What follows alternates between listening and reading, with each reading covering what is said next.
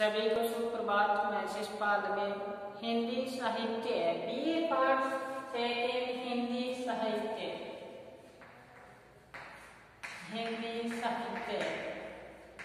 के अंतर्गत हम पढ़ रहे थे केशवदास का एक पद आज हमारा शेष बचा है, जो राम राज्य वर्णन एक पद शेष है। इससे पहले जैसे हम राम राज्य में प्रवेश करें, उससे पहले कवि ने यहाँ पे बताया, वर्णन किया था, अंगद और रावण का संवाद चल रहा था। उसमें बताया था कि राम को काम कहाँ, और फिर बताया था रिपु जीती ही कौन सो रिपु जीतू कहाँ, तो बलि तो कहते हैं चली। कवि ने यहाँ पे बताया केशवदास यहाँ छोटे छोटे प्रश्नों के माध्यम से बाली और रावण का यहाँ अंगद और रावण का संवाद चल रहा था। तो बताया था अंगद ने राम को बताया, और रावण फिर पूछता है कि राम को काम कहाँ, राम क्या काम करता है।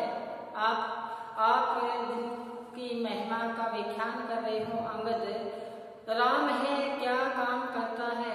तो अंगद बताता है कि राम रिपु जीतु, कि शत्रुओं को जीतते हैं। रिपु का से बताया था शत्रुओं को जीतते हैं। फिर बताया कि कौन से शत्रु, ये जो आश्चर्यजनक प्रश्न है, ये प्रश्न किया रावण ने छोटे छोटे समान के माध्यम से। सवाल बहुत महत्वपूर्ण है ये। फिर बताया कि बाली कहते हैं कि बलवान बाली को भी उन्होंने वध किया। तो कहते हैं वो तो छल के साथ किया। आया है बलि छली, कि बाली को वध किया है वो तो छल के साथ किया। फिर कहते हैं भृगुनंदन गर्व हरियो, परशुराम का अहंकार को उन्होंने नष्ट किया। कहते हैं बेचारा ब्राह्मण था, उसका तो क्या बताया कि दीन महा, वो गरीब ब्राह्मण था, उसका अहंकार कौन सा नष्ट किया है। फिर अंगद बताते हैं रावण को कि दीन सो क्षिति, कहते आप दीन कहते हो, उसने तो इस धरा पर, इस धरती पर जितने भी महान योद्धा हुए हैं उनको भी पराजित किया है परशुराम ने। तो उन्होंने कहते हे राज का भी वध किया था उसने। तो फिर रावण प्रश्न पूछते हे राज कौन, तो कहते हैं उसको भी आप भूल गए। हे राज ने आपको खेल में ही बंदी बना लिया था। तो कहने का से यहाँ अंगद का कि जो सर्वव्यापी है, जो पार ब्रह्म है, ऐसे राम के साथ आपकी शत्रुता रखनी महान गलती है, मूर्खता है। यहाँ प्रकाश डाला। फिर बताया कवि ने आगे का पद में बताया था कि आप, अंगद कहता है कि आपसे तो यहाँ वानर हनुमान जी आए थे और उसने अशोक वाटिका और आपके पुत्र को क्या कर दिया था, मार दिया था, अशोक वाटिका उजाड़ दी थी, और सीता को देखकर कुशलतापूर्वक लौट गया था।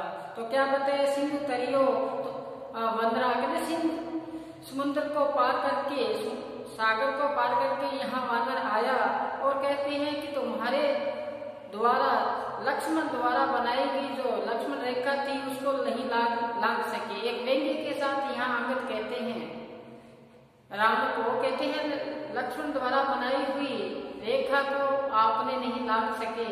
और वहां राम का वानर आया था, उसने पूरे समुद्र को लांग दिया। तो फिर पता है कि उस बंदर को आप बांध नहीं सके, और श्री राम ने पूरे समुद्र को बांध दिया था। जब रामचंद्र जी विनय के भाव से समुद्र से प्रार्थना की तो समुद्र नहीं माना, तो रामचंद्र जी ने कहा था दया न होत न प्रीति। फिर जैसे ही धनुष बाण निकाला तो कहते हैं समुद्र ने रास्ता दे दिया। तो यहाँ यही बात बताया कि वानर ने बंधायो, उन्होंने वारती बांध बाट करी, उन्होंने पूरा समुद्र को बांध दिया। फिर आगे बताया कि श्री रघुनाथ प्रताप बल की बात 10 खंड जानने पड़ी। कहते आपको फिर समझा रहे हैं हम। आप 10 मुख वाले हो, 10 शीश वाले हो, लेकिन हो क्या? आप तो कहते हैं सट हो, मूर्ख हो। आप श्री राम का जो प्रताप है, बल है, उस बात को अभी तक आप जान नहीं पाए। आपने बानर को बांधकर पूंछ में आग लगाई और इससे आपकी लंका जल गई। लेकिन राम के प्रताप, अब देखो उनके जो शिष्य हैं, उनमें उनके जो सेवक है, उनकी जो बल है, प्रताप है, वो उतना है। तो उनका जो श्री राम है, आराध्य राम है, उनके बल और प्रताप की तो आप कल्पना ही नहीं कर सकते। यही बात यहाँ बताना चाहते हैं अंगद, रावण को सचेत करना चाहते हैं। तो फिर एक शर्त रखते हैं अंगद, एक लोकोक्ति आती है, ये शर्त रखते हैं कि चलो ठीक है, आप मैं मान लेता हूँ आप बलशाली हो रावण, तो आपको एक बात कहूँ, मैंने ये पैर रखा है, यहाँ पे जमाया है, ये पैर मेरा पैर उखाड़ दे तो मान लेते हैं कि श्री राम का प्रताप या बल इतना नहीं होगा। तो रावण के सभा में विराजमान जो योद्धा थे, वो बारी बारी से आए और अंगद के पैर को उठाने का प्रयत्न किया। अंगद का पैर कहते हैं पाताल चला गया था, जो असमर्थ था। सारे योद्धा वीर अपने उस कार्य में लीन थे, अंगद के पैर उठाने में सब पसीना से पसीना तर हो गए, लेकिन अंगद का पैर उठा नहीं पाए। तो अचानक क्रोध आता है किसको? रावण को क्रोध आता है और अपने सिंहासन से उठता है, 10 शीश धारण किया हुआ, क्रोध से भाव से तमतमाता चेहरा उठता है। तो अंगद झट से पैर उठा लेता है अपना। कहते हैं आप मेरे से बड़े हो, सुनने वाली बात है, आप मेरे से बड़े हो, मैं मेरे पैरों को मेरे पैर से आप स्पर्श नहीं कर सकते, छू नहीं सकते, यही तो मान सम्मान है। अगर पैर पकड़ना है तो श्री रामचंद्र जी का पकड़ तेरा उदार हो जाएगा। तो फिर भी अहंकार से ग्रसित रावण नहीं माना। कहते हैं ना, किया कराया सब जाए जाए अहंकार। हमारे अहंकार अगर अंदर आ गया तो सब जो अपने यत्न है वो निष्फल जाते हैं। कहते हैं ना, आपको ज्ञान विवर्धि के लिए बताते हैं, कहते हैं मैं था जब हरि नहीं हरि है तो मैं ना ही, सब अंधेरा मिट गया जब दीपक देखा माही। अहंकार आ जाता है तो ईश्वर नहीं रहता, और कहते हैं कि ईश्वर अंदर आ जाता है तो अहंकार नहीं रहता। अगर हृदय के अंदर दीपक देखना, वो ज्योति देखनी है, तो अहंकार को बाहर निकालना पड़ेगा। अहंकार जितने भी अपने ये विषय विकार है, इसको दूर करना पड़ेगा। यही अंगद यहाँ रावण को सचेत करते हुए बता रहे हैं। तो फिर वहां विराजमान मेघनाथ, कौन मेघनाथ कहते हैं?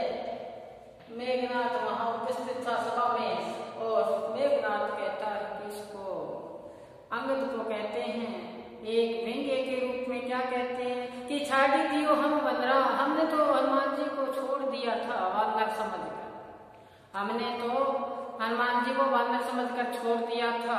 वह पूछ क्यों आग में लंक जरी, आप कहते हो कि लंका को जलाकर चला गया। यहाँ से हनुमान जी जाते हैं श्री राम के पास, और वहां जाकर अपनी बड़ाई करते हैं, अपनी प्रशंसा करते हैं। तो कहते हैं मैं लंका को जला के आया, वहां पे मैंने अशोक वाटिका को उजाड़ दिया, मैंने रावण के बेटे अक्षय को मार के आया हूँ, अपनी प्रस्तुति कर रहा है वहां पर। लेकिन ये बात झूठ है, कौन कह रहे हैं? यहाँ पर मेघनाथ कह रहा है कि वानर छाड़ी दियो हम तो वनरा, हमने तो वानर को छोड़ दिया था। और क्या बताया, पूंछ में आग में लंक जली, पूंछ में आग लगाने से लंका नहीं जली। फिर क्या कहते हैं, भीड़ में अक्षय मरे हो, कहते भीड़ ज्यादा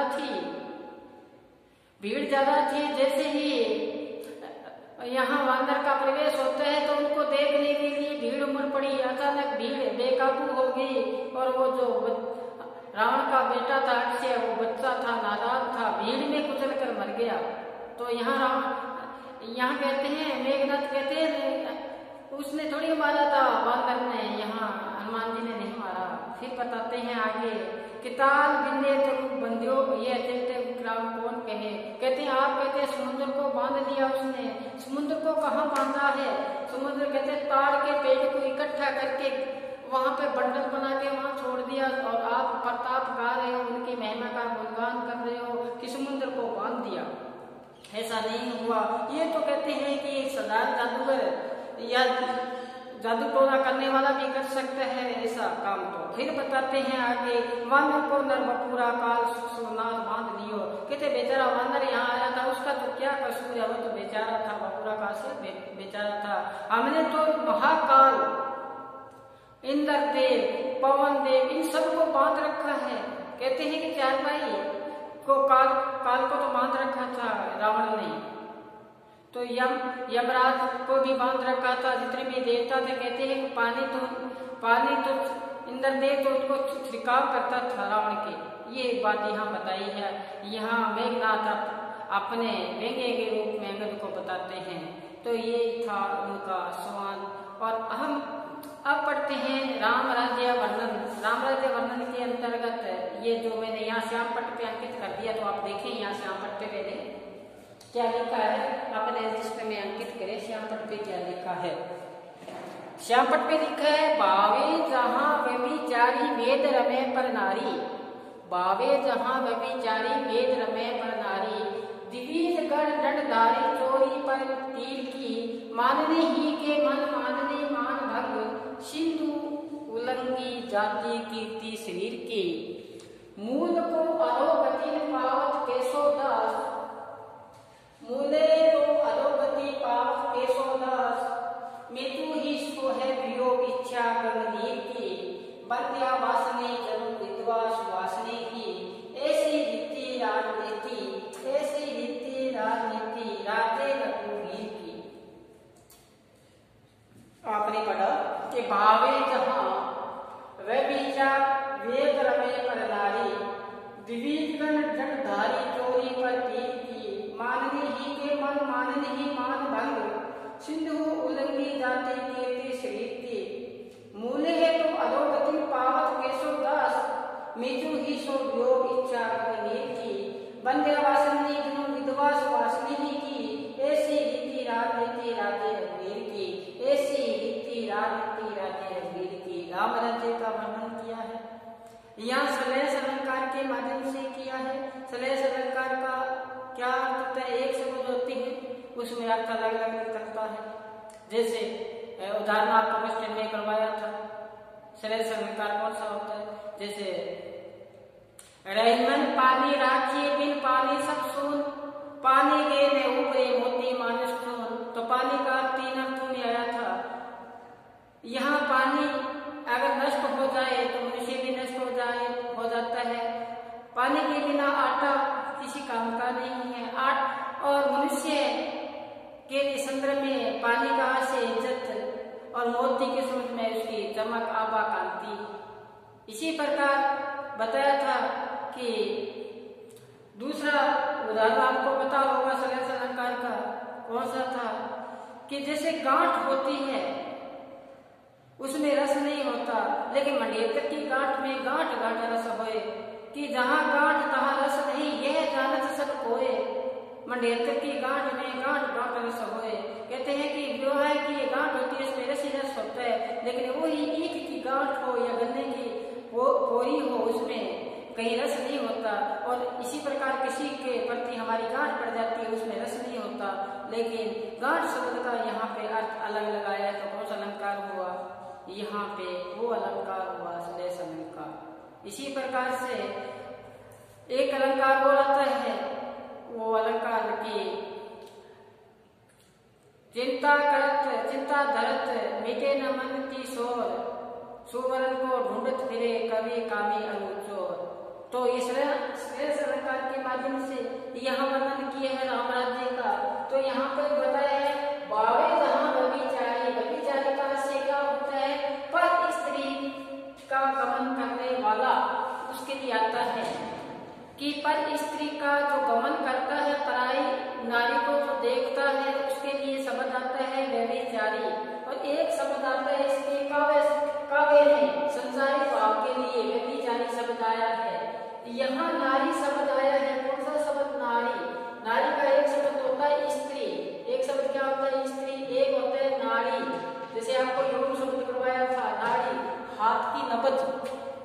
हाथ की नबज। यहाँ जो गुरुकुल में ब्राह्मणों के पास बच्चे पढ़ते थे उसके लिए आया है, चोरी पीर पर पीर की, पीर का आशय होता है पीड़ा। जैसे गणानंद में हमने पढ़ा था, समझे कि विका घन आनंद की ही आंकन की पीर जगी, तो यह शब्द कौन सा होगा? पीड़ा। माननीय जो सुंदरता लिए हुए नारी हो उसके लिए आता है। सिंधु का से समुद्र और कीर्ति का से यश, मूल का से पेड़ होता है उसकी जड़ के लिए आता है। अधोगति का से नीचे की ओर पतन होना, और मृत्यु का से मृत्यु, वियोग, इच्छा, गग रेती, गंगा का पानी, गंगा का जल, पवित्र जल। वंद्या वासनी, वासना आप समझते हो जो भी हमारे मन में किसी के प्रति जो प्रेम का भाव उमड़े, और अगर वो ही पर नारी के हमारा भाव उमड़े तो वो आती है वासना। विधवा जो पति से रहित हो, ऐसी राजती राधे राजती किसकी है? रघुवीर की है। यहाँ किसकी है? श्री राम की है। तो ये हम राम राज्य का वर्णन करेंगे। तो चले बावे जहाँ विचारी, यहाँ राम राज्य का वर्णन किया है कवि केशवदास ने। तो क्या बताया है? कवि वर्णन करता हुआ बताया है यहाँ पे कि राम राज्य में केवल भावों की यहाँ क्या है? वे विचारी है, भावों का एक संसारी भाव है। लेकिन यहाँ पर कवि बताते हैं पुरुष वे विचारी नहीं करता। क्या नहीं करता? पुरुष वे विचारी नहीं करता। इसका केवल यहाँ पर संसारी भाव ही पाए जाते हैं। पुरुष है जो व्यभिचारी, यानी जो बुरे विचारों का यहाँ पर व्याप्त नहीं है पुरुष राम राज्य में। फिर बताया आगे कि वेद रमय पर नारी, यहाँ कोई पुरुष है पर नारी यानी कि पर स्त्री गमन नहीं करता। यहाँ वेद है जो वो ही पर नारी की क्या पकड़ता है? नबज देखता है, इलाज करता है। देखो वेद रमय पर नारी, वेद है वो ही नारी पकड़ता है, हाथ की नबज को पकड़ता है। और वैसे लोग यहाँ कोई व्यभिचारी नहीं करता। अव्यभिचारी है तो यहाँ पर किसकी है? यहाँ पर संसारी भावों की व्यभिचारी है। यही बात बताइए। अन्य कोई पुरुष है वो पर स्त्री गमन नहीं करता। यहाँ नाम मात्र ही, फिर बताया है यहाँ नाम मात्र ही विद्यार्थी है और दंड के भागीदारी है। चोरी यहाँ नहीं होती, यहाँ चोरी होती है तो पर पीर की। देखो बहुत बड़ी बात कही है। यहाँ किसी की चोरी नहीं होती, यहाँ दंड धारक है वो नाम मात्र के ही विद्यार्थी है जो दंडित होते हैं। और फिर बताया यहाँ चोरी होती है तो पर पीर की होती है, दूसरे की पीड़ा की क्या होती है? यहाँ चोरी होती है। तो चोरी मतलब पर पीड़ा की, जो चोरी का हरण होता है, यानी किसी प्रकार की यहाँ चोरी नहीं होती। कोई दूसरा व्यक्ति दुखी है, उसी को दुखी को देखकर दूसरा व्यक्ति उसकी क्या करता है? सहायता करता है, उसकी मदद करता है, उसकी पीड़ा को हरने का प्रयास करता है। ये बात बताई है। फिर बताया मानने ही को मन मानने मान भंग। यहाँ जो माननीयाएं हैं, यहाँ पे क्या है? यहाँ जो नायिकाएं हैं, माननीय यानी नायिकाएं हैं, उनका ही मान भंग का अनुभव करती है। वो ही अपना मान भंग का अनुभव करती है। अन्य किसी का मान भंग नहीं होता। अन्य किसी का क्या नहीं होता? मान भंग नहीं होता। कोई किसी का मान भंग नहीं करता। फिर बताया सिंधु उल्लंघी जाति, वहाँ जो समुद्र है वो ही क्या करता है? सीमा का उल्लंघन नहीं करता। और अयोध्या नगरी में जो यश की कीर्ति है वो ही सीमा का उल्लंघन करती है। देखो जो ये अयोध्या नगरी यानी राम की जो नगरी है, उसकी जो यश की इतनी सीमा है कि सीमा में समाहित नहीं रह पाती। वो सागर में जिस प्रकार से लहरें उठती है बाहर जाती है, उसी प्रकार यहाँ यश की कीर्ति वो क्या है? समुद्र को पार जाती है, समुद्र से पार जाती है। ऐसा वहां पर क्या है? राम राज्य के लोगों में यश की प्राप्ति है। यही बात बताया है कि यहाँ कोई सीमा का उल्लंघन नहीं करता, सीमा यदि समुद्र वो भी नहीं करता सीमा का उल्लंघन। फिर देखो आगे क्या होता है, मूलों को अधोगति, यहाँ जो पेड़ है उनकी जड़ें कहाँ जाती है, नीचे की तरफ जाती है, लेकिन मनुष्य है उसकी अधोगति नहीं होती, उसका पतन नहीं होता, कोई मनुष्य कलंकित नहीं होते हैं, यहाँ पे कोई मनुष्य का आचरण है वो उच्च कोटि का होता है, पाक होता है, पवित्र होता है। जैसे बताया कि मूलों को अधोगति, केशवदास, पावक केशवदास, जो पेड़ है उनकी ही जड़ें नीचे जाती है, लेकिन यहाँ के जो निवासी है उनका कभी पतन नहीं होता, उनका क्या है कि उनको यश प्राप्ति होती है, ये बताया यहाँ पे। फिर बताया आगे देखो, मृत्यु ही सो वियोग, यहाँ पर किसी को मृत्यु का भय नहीं है। देखो मृत्यु का किसी को भय नहीं है, मृत्यु को तो ऐसा चाहते हैं, वियोग रूपी चाहते हैं ये लोग, मृत्यु को क्या चाहते हैं, वियोग रूपी, क्योंकि यहाँ सब कुछ उनको पहले ही प्राप्त हो चुका है, मोक्ष उनको प्राप्त हो चुकी है। वही बात यहाँ बताई है कि यहाँ कोई मरता नहीं है, यानी कि मृत्यु वियोग सताता है, इसका आशय ये है कि यहाँ कोई मरता नहीं है, यहाँ किसी की इच्छा नहीं है, सब पूर्ण है, मनोरथ उनका क्या है, पूर्ण है। फिर बताया कि यहाँ पर कोई क्या नहीं है, बंध्या, बंध्या का आशय कोई यहाँ पुत्रहीन नहीं है, यहाँ पर कोई पुत्रहीन नहीं है और न कोई विधवा है। मैंने पहले ही यहाँ कभी ने यहाँ बता दिया था कि यहाँ कोई मरता नहीं है, यानी कि मृत्यु वियोग, तो ये यहाँ बताया कोई विधवा नहीं है।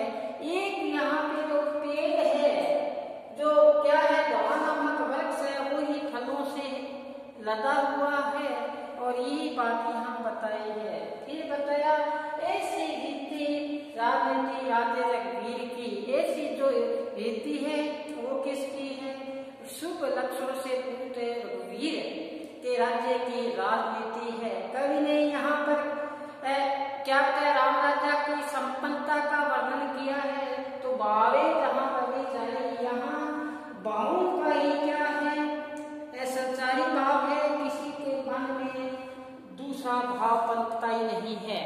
फिर बताया कि यहाँ दंडधारी, यहाँ जो नाम मात्र के विद्यार्थी को दंड मिलता है, चोरी नहीं होती, यहाँ चोरी होती है तो किसकी होती है, पर क्रिया की चोरी होती है, माननीय का ही मान होता है।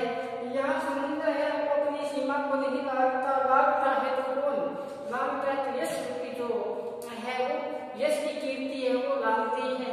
यहाँ जो पेड़ों की जड़ है वो गहराई की ओर जाती है, लेकिन मनुष्य का पतन नहीं होता, यहाँ मृत्यु का किसी को डर है ही नहीं, जो किसी की मनोस्था पूरी है। एक ऐसी मनोस्थ इच्छा पूरी है जिस प्रकार ये मनोस्थ इच्छा किसकी रखती है कि गंगा का पवित्र जल हमें प्राप्त हो, गंगा का पवित्र जल हमें प्राप्त हो, ऐसी रीति किसकी है, राजनीति है, वो राज्य किसी रघुवीर की है, ये नहीं कि राजा राम की है, ये बताया है यहाँ पे। इसके साथ ही आज हम केशवदास के जितने भी पद थे, काफी शायद लगता है कि 10-15 नहीं ज़्यादा भी इसके वीडियो में हमने अध्ययन किया, और कब के हम इसको एक पद को पढ़ रहे हैं, और इसमें अपने व्याख्या है जो 58 व्याख्या है, 58 व्याख्या में हमने एक भी छोड़ी नहीं, सभी को हमने एक पद की व्याख्या की है। तो मैं आशा करता हूँ कि मेरे पढ़ाए हुए एक व्याख्या को आप अच्छी तरह से गहराई के साथ समझोगे, प्रयास करोगे, तो सफलता निश्चित ही हमारे पास दौड़ती हुई आएगी। आज बस इतना ही, घर पर रहें, सुरक्षित रहें, पढ़ते रहें। धन्यवाद।